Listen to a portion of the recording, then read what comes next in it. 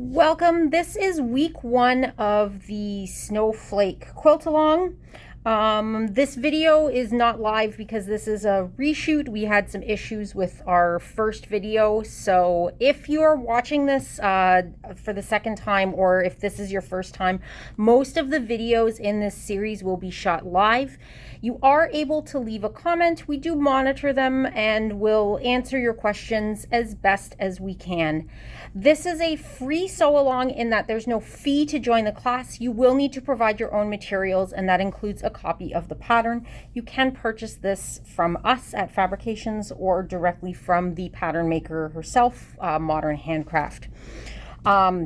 This is our winter quilt this year, and given the heat in Ottawa, we definitely need a little bit of snowflake in our life right now.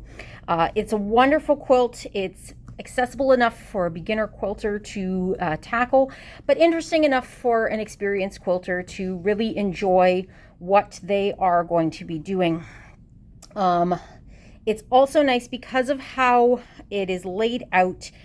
You can really do some interesting things with it. So if taking a look on the back here, it's a one size quilt. You can do a 1 color, a 4 color, or a scrappy version, pulling from, that Christmas fabric that you've bought without any sort of rhyme or reason over time, or collecting 13 fat quarters. We've put together bundles from the Create Joy Project's Christmas line this year, which include 15 fat quarters. You can use more fat quarters. It just gives you more variety to work with. There's also a version not on the printed pattern for a buffalo check background. You can find that information on Modern Handcraft's blog. We'll put a link in the description. We're going to be focusing this sew along mostly on the scrappy version, but you can really do whatever version you're looking to put together. What I really love about this pattern is that it comes with access to a coloring sheet that you can use for your inspiration. This is the first snowflake quilt I did from our original. This is the second time we're doing this. Quilt along, and so this was from my first quilt that I made, which I gave away, and I regretted doing so immediately, though I'm very happy that the person that got it loves it, but I fell in love with it and I wanted it, so I jumped at the opportunity of being able to do this quilt again.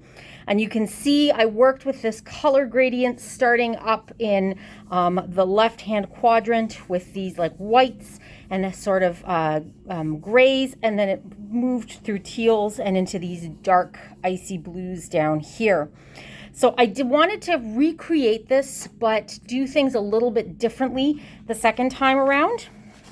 And so this time, my quilt ended up looking like, it's not going to look exactly like this, but there are some pinks and reds that are in this, my color bundle. So that's why I chose these colors, and to really help delineate what I'm sewing. So it's going to start again with those whites, move into some brighter pink tones, down into greens, and then back into those blues. So it's, and I've picked a sparkly color for my snowflakes. I'm very excited for this. You can download this. The link to do so is on page 3 of your pattern, and you just have to put that URL in, and it brings you to the page to be able to download your own snowflake template. It's very important when you are cutting out all of your pieces that you're going to keep these labeled. You can see I've given mine letter designations. That because in the pattern, the blocks are numbered 1, 2, 3, 4, and I wanted to be able to keep track with letters and not confuse myself. So I gave myself different letter designations to be able to keep track of my blocks. We have a couple of products that you can use. These stickers attach to your wonder clips, so you can clip them directly to your pieces and keep track of your little bundles, versus these ones are letters that you would stick a pin through. I think for this pattern, the stickers would probably work better, just because the blocks, when I will grab it's a thick stack of blocks.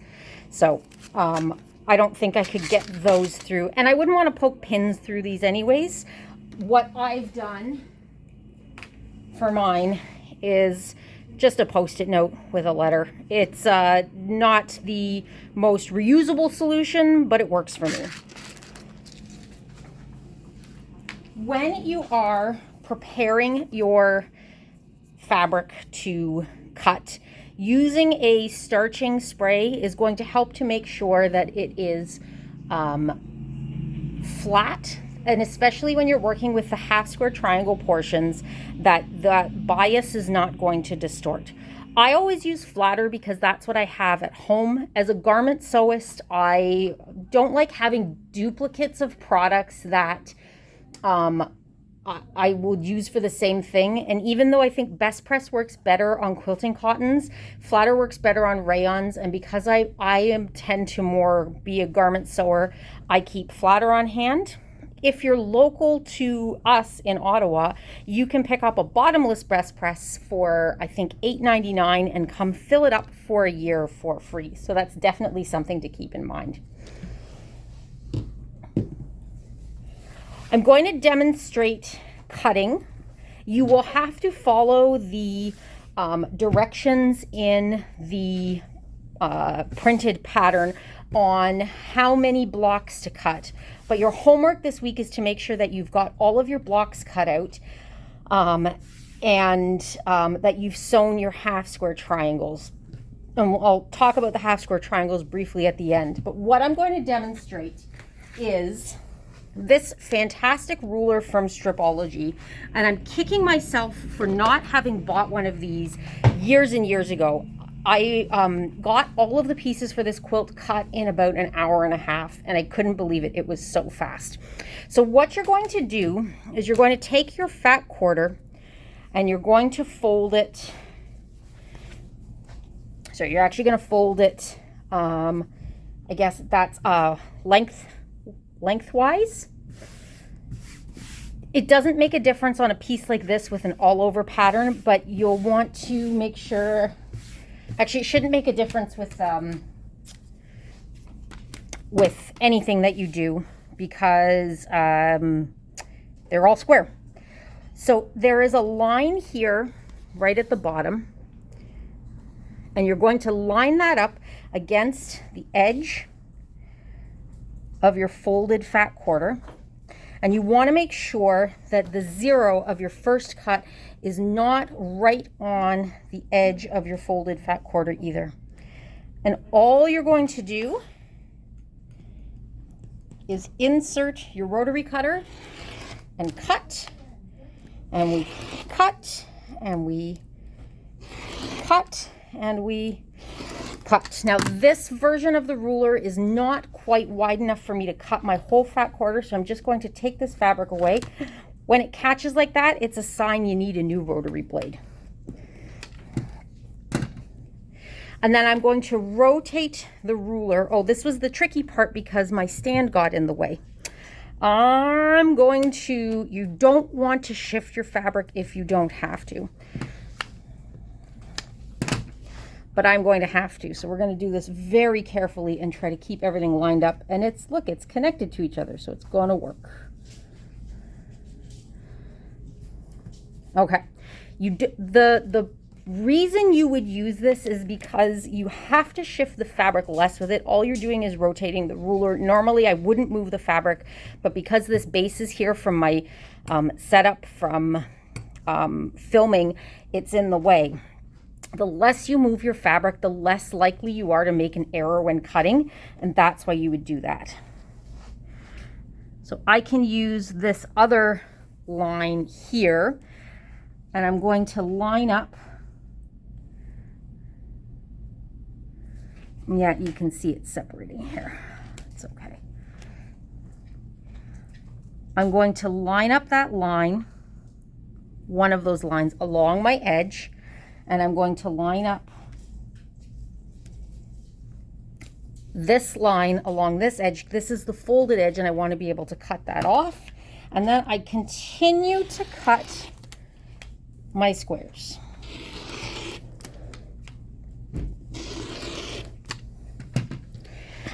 And a folded fat quarter will get you